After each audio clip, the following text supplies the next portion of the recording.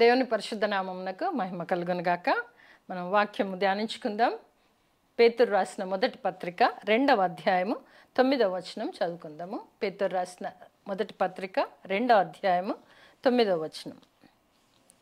అయితే మీరు చీకటిలో నుండి ఆశ్చర్యకరమైన తన వెలుగులోనికి మిమ్మును పిలిచిన వాని గుణాతిశయములను ప్రచురము చేయు నిమిత్తము ఏర్పరచబడిన వంశమును, రాజులైన యాజక సమూహమును, పరిశుద్ధ జనమును, దేవుని సొత్తైన ప్రజలునై ఉన్నారు. ఈరోజు మనం తీసుకుంటున్నటువంటి అంశము దేవుడు వెలుగై ఉన్నాడు. వెలుగై ఉన్నటువంటి దేవుడు ఇస్తున్నటువంటి మాటలు మనం ఇక్కడ చూసాం. అయితే మీరు చీకటిలో నుండి ఆశ్చర్యకరమైన వెలుగులోనికి, చీకటిలో నుండి వెలుగులోనికి రావాలని తండ్రి చిత్తం. కనుక నీవు నేను అంధకారమయమైన జీవితంలో ఉండకుండా ఉండాలి అని అంటే మనం ఏమై ఉన్నామో భక్తుని ద్వారా రాపించడం జరిగింది. కనుకనే మనము ఈరోజు చూస్తే అయితే మీరు చీకటిలో నుండి ఆశ్చర్యకరమైన తన వెలుగులోనికి అంటే ఆ దేవుని వెలుగులోనికి నేను రావాలని దేవుని దైవ సంకల్పం అయి ఉంటున్నది. ఎందుకనగా మనం ఈ రోజులలో క్రిస్మస్ సీజన్ జరుపుకుంటుంటున్నాము. ప్రతి ఇంట్లో మనం వెలుగు చేత ఇల్లు నింపుకొని ఉంటాము. ప్రతి వీధిలో చూసినా, ఎక్కడ చూసినా కూడా మనము వెలుగుమయమైనటువంటి లోకాన్ని ఒక నెల చూస్తాం. తర్వాత మనకు ఎంతవరకు వెలుగు అవసరమో అంత లైట్స్ వేసుకుంటాం. ఈ రోజులలో చూస్తే చాలా వెలుగుమయంగా అన్ని తీర్చిదిద్దుతుంటారు. ఈవెన్ హోటల్స్ కానీ, రోడ్స్ కానీ ఎక్కడ చూసినా కూడా అది ఆ పండగ, క్రిస్మస్ పండగ చేసినా చేయకపోయినా కూడా వెలుగును సొంతం చేసుకుంటుంది లోకం అంతటా కూడా. అయితే మనం వాక్యం కూడా గమనించుకున్నట్లయితే అయితే మీరు చీకటిలో నుండి ఆశ్చర్యకరమైన తన వెలుగులోనికి పిలిచిన వాని గుణాతిశయములను ప్రచురం చేయొచ్చు. నిజమే, క్రిస్మస్ దినాలలో ఇంటింటా మనము దైవ వాక్కును వినిపిస్తూ ఉంటాం. ఎంతమంది నమ్ముతున్నారు, ఎంతమంది ఆ అంధకారము నుండి లేదా అంధకార సంబంధమైనటువంటి జీవితాల నుండి వెలుగు సంబంధంలోనికి వస్తున్నాము అనేది తర్వాత విషయం. కాకపోతే ఏంటంటే ఆశ్చర్యకరమైన తన వెలుగులోనికి రావాలనే దేవుడు ఈ లోకంలోనికి వచ్చాడు. దేవుడు ఈ లోకంలోనికి రాగానే వెలుగు కలిగాను. ఆయన నోట మాట వెలువడిన వెంటనే వెలుగు కలిగినని మనం దైవ వాక్కులో చూస్తున్నాం. కనుక దేవుడు కూడా మనల్ని ఆశ్చర్యకరమైన తన వెలుగులో నడవాలని, తన వెలుగుమయమైన జీవితం జీవించాలని దైవ సంకల్పమై ఉంటున్నది. అందుగురించే అయితే మీరు చీకటిలో నుండి ఆశ్చర్యకరమైన వెలుగు, ఈ వెలుగు అంతా కూడా మనం కొంతకాలం మనం స్విచ్ ఆఫ్ చేయగానే ఆఫ్ అయిపోతుంది. కానీ దేవునితో ఉన్న బిడ్డలకు ఆశ్చర్యకరమైన వెలుగు ఉంటుంది అని వాక్యం సెలవిస్తుంది. కనుక నీవు నేను ఎప్పుడైతే ప్రభువుని నమ్మి, ఎప్పుడైతే ప్రభు బిడ్డలంగా మనం ఉంటామో ఆశ్చర్యకరమైన వెలుగులో నడుస్తాము.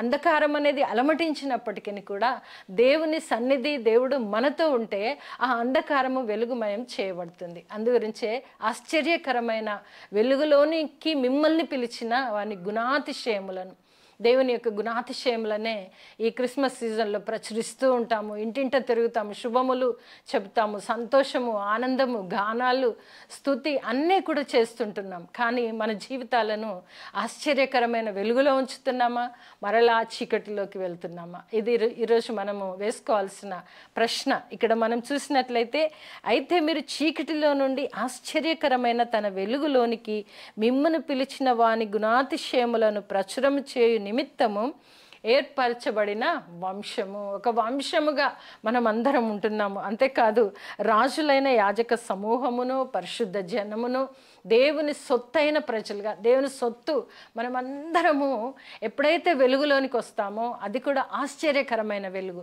లైట్ ఆఫ్ చేసి ఆన్ చేసే వెలుగు కాదండి. ఇక్కడ ఆశ్చర్యకరమైన వెలుగు.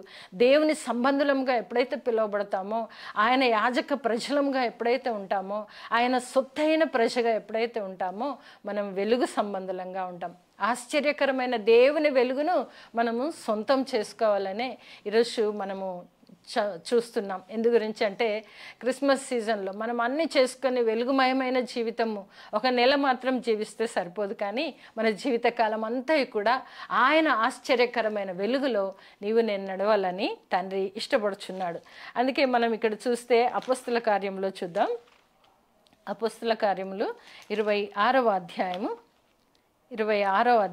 18వ వచనం చదువుకుందాము. అపోస్తల కార్యములు 26:18 చివరి భాగంలో, వారు చీకటిలో నుండి వెలుగులోనికి, సాతాను అధికారము నుండి దేవుని వైపునకు తిరిగి నా యందలి విశ్వాసము చేత పాప క్షమాపణను పరిశుద్ధపరచబడిన వారిలో స్వాస్థ్యము పొందినట్లు వారి కన్నులు తెరుచుటకై నేను నిన్ను వారి యొద్దకు పంపెదనని చెప్పాను. ఇక్కడ ప్రభు అయిన యేసుక్రీస్తు ఎప్పుడైతే సౌలును పౌలుగా మార్చుకొని సౌలును దర్శించి పౌలుగా చేసి మరి ప్రభు ఇచ్చిన మాట ఏంటంటే చీకటిలో నుండి వెలుగులోనికి రావాలి, సాతాను క్రియల నుండి దేవుని యొద్దకు వచ్చి బిడ్డలుగా చేయటానికి ఆయనను ఒక పాత్రగా, ఆయనను ఒక పరికరంగా దేవుడు మార్చుకొని ఆయనకు చెప్తున్నటువంటి మాట, పౌలు గారికి చెప్తున్నటువంటి మాట ఏంటంటే వారు చీకటిలో నుండి వెలుగులోనికి రావాలి. సమస్త ప్రజలందరూ కూడా, సర్వలోక నివాసులందరూ కూడా ఆ చీకటిలో నుండి వెలుగులోనికి రావాలి. ఏంటి ఆ వెలుగు అనంటే, మనం ఇక్కడే చూసినట్లయితే సాతాను అధికారం నుండి దేవుని వైపుకు తిరగాలని తండ్రి ఇష్టం. మనం ఇహలోకానుసారమైన ప్రతిది కూడా మన కన్నులకు చాలా ఆకర్షణీయంగా ఉంటుంది. అందుకే వెంటనే మొట్టమొదటిగా దేవుని సంబంధమైన వాక్కులు ఎన్ని మన హృదయంలో ఉన్నానో కన్నులకు కనిపించడానికి వెంటనే ఆకర్షితులమైపోయి దానికి లోబడిపోయే అవకాశం కలుగుతుంది. అందుకే దైవ వాక్కు సెలవిస్తుంది ఏమని అంటే, సాతాను చేత మనము సాధారణ అధికారంలో మనం ఉన్నప్పుడు దానిలో నుండి విడుదల చేసుకొని మనము దేవుని వైపు తిరిగే బిడ్డలంగా ఉండాలని మరి అపోస్తలుడైన పౌలు గారిని ఒక సాధనంగా వాడుకుంటున్నట్టు మనం చూస్తుంటున్నాము. వారు చీకటిలో నుండి వెలుగులోనికి రావాలి అని అంటే ఒక పరికరముగా, ఒక పాత్రగా, ఒక మంచి సాధనముగా మరి అపోస్తలుడైన పౌలు గారికి దేవుడు అన్యజనుల మధ్య నేను నీకు తోడై ఉంటానని చెప్పి పంపిస్తున్నట్లుగా మనం ఈ వాక్య భాగంలో చూడగలం. కనుక నేను ఆశ్చర్యకరమైన వెలుగులోనికి రావడం ఏంటి? ఆ వెలుగు అని అంటే మన దేవుడు వెలుగై ఉన్నాడు. ఆ వెలుగులోనికి నేను రావాల్సినటువంటి అవసరత ఎంతైనా ఉంది. అలాగే చూస్తే కొరింథీయులకు రాసిన 2వ పత్రిక 4వ అధ్యాయంలో కూడా చూద్దాం. కొరింథీయులకు రాసిన 2వ పత్రిక 4వ అధ్యాయము 6వ వచనము ఒకసారి చదువుకుందాము. అంధకారములో నుండి వెలుగు ప్రకాశించునుగాక అని పలికిన దేవుడే తన మహిమను గూర్చిన జ్ఞానము యేసు క్రీస్తునందు వెల్లడిపరచుటకు మీ హృదయములలో ప్రకాశించెను. దేవుడు మన హృదయములలో ప్రకాశించే దేవుడు. ఎందుకంటే అంధకారంలో నుండి ఆయన ఈ లోకంలో జన్మించి మనల్ని అంధకారంలో ఉంచడానికి కాదు, మరణాశ్చాయలో నుండి ఆయన మనల్ని బయటకు తీయడానికి, మరణాంధకారంలో నుండి మనల్ని బయటకు తీయడానికే ప్రభు అయిన యేసుక్రీస్తు వచ్చారు. ఆయన మాట ద్వారానే మన హృదయంలో వెలుగు ప్రకాశించను అని మనం వాక్యం చూస్తుంటున్నాం. అంతేకాక అంధకారంలో నుండి వెలుగు ప్రకాశించను. ఎప్పుడైతే మనము అంధకారంలో ఉంటున్నామో ప్రభు అయిన యేసుక్రీస్తు రాక లోకమునకు వెలుగు, లోకమంతటా వెలుగు ప్రకాశించినట్లుగా మనం చూస్తుంటున్నాం. కనుక లోకమంతట్లో నేనున్నాము, ప్రత్యేకింపబడిన వారిగా దేవుని సొత్తైన ప్రజగా ఉంటున్నాం. కనుక ఆశ్చర్యకరమైన ఆ వెలుగును నేను అంగీకరించి ఆ వెలుగులో నేను నడవాలని మనము తెలుసుకోవాలి. ఎందుకంటే దేవుడు పలికిన వెంటనే తన మహిమను గూర్చిన జ్ఞానము యేసుక్రీస్తునందు వెల్లడిపరచుటకు మా హృదయములలో వెలుగు ప్రకాశించెను. మనము వింటాము, శుభములు అన్నీ స్వీకరిస్తాము, ఒకరితో ఒకరము మంచిగా అభినందించుకుంటాము, శుభవర్తమానం తెలుపుకుంటాము. కానీ ఆ శుభవర్తమానము వినిన వెంటనే ఆశ్చర్యకరమైన వెలుగు మన హృదయంలో ఉండాలి. ఎందుకంటే దేవుని పుట్టుకలో ఆశ్చర్యకరమైన వెలుగును చూస్తాము, దాన్ని సొంతం చేసుకోవాలి. ఎందుకంటే మనమందరము ఆయన సొత్తైన ప్రజలం కాబట్టి ఆయనను సొంతం చేసుకునే బాధ్యత కూడా మనదే. ఆ వెలుగును మన హృదయములలో ప్రకాశింపనీయుడి అని దైవ వాక్కు చెప్తున్నది. ఎందుకంటే ఈరోజు మనం తీసుకుంటున్నటువంటి అంశం కూడా దేవుడు వెలుగై ఉన్నాడు. ఆ వెలుగై ఉన్న దేవుడి దగ్గర అంధకారం ఏమాత్రము పనిచేయదు. ఆయన నోట మాట వెలువడిన వెంటనే వెలుగు కలిగను అని మనం చూస్తాం. ఆదికాండం 1వ అధ్యాయంలో దేవుడు మొట్టమొదట అంధకారాన్ని వెలుగుమయంగా చేసిన తర్వాతనే ఒక్కొక్కటిగా సృష్టి కార్యక్రమం అంతా కూడా జరిగించినట్లు మనం చూస్తుంటున్నాం. ఆయన జన్మలో కూడా వెలుగు, ఆ వెలుగు ఏంటి అని అంటే ఆశ్చర్యకరమైన వెలుగు. దాంట్లోకి నన్ను పిలిచి ఆయన గుణాతిశయములను ప్రచురించే బిడ్డగా వాడుకోవడానికి దేవుడు ఇష్టపడుతున్నాడు. అందుకే ఆయన మాట వినిన వెంటనే హృదయములో వెలుగు ప్రకాశించాలి, మన హృదయంలో కూడా వెలుగు ప్రకాశించాలి. అది కొద్ది కాలం మాత్రమే కాదు, కానీ జీవిత కాలం అంతా కూడా ఆ వెలుగును ధరించుకొని దేవుని ప్రచురించే బిడ్డలంగా, ఆయన గుణాతిశయములను ప్రచురించే వారంగా ఉండాలని దైవవాక్య ఈరోజు నిన్ను నన్ను హెచ్చరించుచున్నది. అలాగే మనం చూసినట్లయితే కూడా ఎఫ్ఎస్సీలకు రాసిన పత్రిక 5వ అధ్యాయము 8వ వచనంలో కూడా మనం చూడొచ్చు. ఎఫ్ఎస్సి పత్రిక 5వ అధ్యాయము 8వ వచనం, మీరు పూర్వమందు చీకటి అయి ఉంటిరి. పూర్వకాలము అనగా మన గతము చూసినట్లయితే ఒకప్పుడు మీరు పూర్వమందు చీకటి అయి ఉంటుంది. చీకటి అయి డైరెక్ట్గా చీకటి అయి అంధకారమయమై ఉంటుంది. మీరు పూర్వమందు చీకటి అయి ఉంటుంది. ఇప్పుడైతే మనం ప్రభువును తెలుసుకున్నాము, ప్రభువును వెంబడించుచున్నాము, ప్రభు యొక్క ఆజ్ఞలు గాయకొంచున్నాము. ఆశ్చర్యకరమైన తన వెలుగులోనికి రావాలి. ఎందుకంటే పూర్వకాలమందు మీరు చీకటి అయి ఉంటుంది, ఇప్పుడైతే ప్రభువు నందు వెలుగై ఉన్నారు.